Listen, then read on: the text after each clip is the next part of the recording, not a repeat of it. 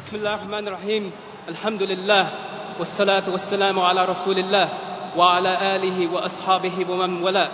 Brothers and sisters in Islam, Assalamu alaikum wa rahmatullahi wa barakatuh. You may have heard that during the prayer time, when there was so much noise happening and occurring, that there was almost the only silence that we've seen this day. And the Sahaba used to say to themselves, let us go and relax and take care in our prayer. And it reminded me of a time when I was held by the Americans and first taken into custody. And people ask me this question all the time, Brother Moazzam, did the Americans ever let you pray? And I say to them, brothers and sisters, that there was a time when the Americans took me onto an airplane with the screams of the other prisoners and the roar of the engines and the shouts of the American soldiers screaming and cursing at us, with our hands tied behind our backs and our legs shackled like animals on an airplane, and then with a hood over your head. And at this point, one of the brothers who was next to me, a Libyan, said, Ya akhi, dakhala waqt as-salah, that the time for prayer has come, brother. Shall we pray? And at that point, I prayed my first prayer ever in American custody. So that when brothers and sisters ever ask me, did the Americans ever let you pray? I say, there is no circumstance in which they could have ever stopped me from praying.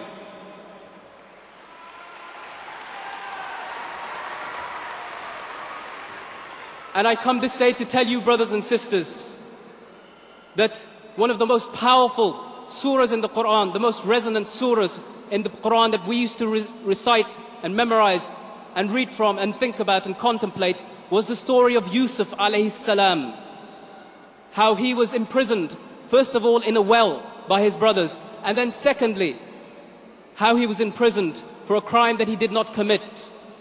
And I tell brothers and sisters and people from the Muslim and non-Muslim worlds that had it not been for this story of incarceration without charge or trial, this false imprisonment, neither would the Quran nor the Torah or the Injil be complete.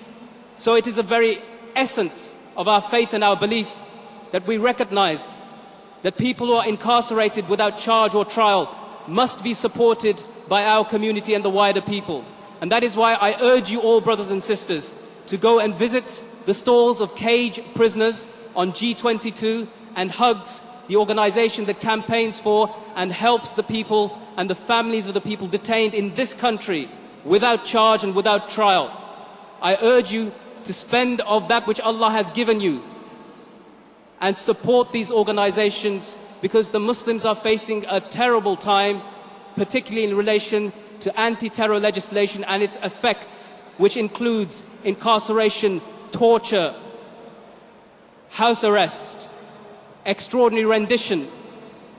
And if you don't know the case of Dr. Afia Siddiqui, this woman, Muslim prisoner, who was captured from Pakistan, taken to the Bagram detention facility and tortured for 5 years, make sure you're aware of this case. One of her children, it is said, died in custody. It is said that she was raped and tortured. Who stands for her today, brothers and sisters? Who stands for her today? After my retirement from Guantanamo Bay, I made a promise to Allah and to everybody that I will stand for people like Afia Siddiqui and all of the brothers and sisters held in Guantanamo and held around the world without charge and without trial.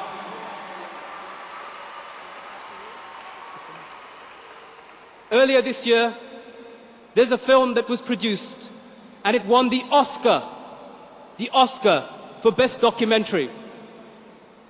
And that's because I'm in it. It's called Taxi to the Dark Side. It didn't win the Oscar because I'm in it, but it did win the Oscar for Best Documentary.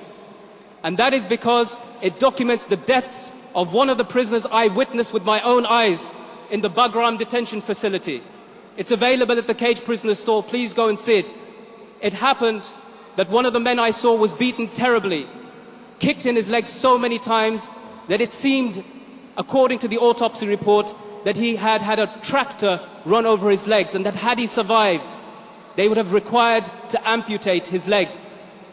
The film is about this man's death and what I witnessed of it. And one of the things that took place is that they kicked him in his legs, because every time they kicked him in his legs, he said one word twice. He said, Allah, Allah. And he continued to say these words until Allah took him from this world and he existed in it no more. Jazakallah khair, brothers and sisters, for listening to me. And please come and visit the stalls, G21, G22, cage prisoners and hugs. Barakallahu feekum. May Allah subhanahu wa ta'ala accept all your good deeds. Jazakumullah khair. Subhanakallah wa bihamdik. Ashhadu an la ilaha illa ant. Astaghfiruka wa atubu ilayk. And verily the Lord will give you so that you shall be well pleased.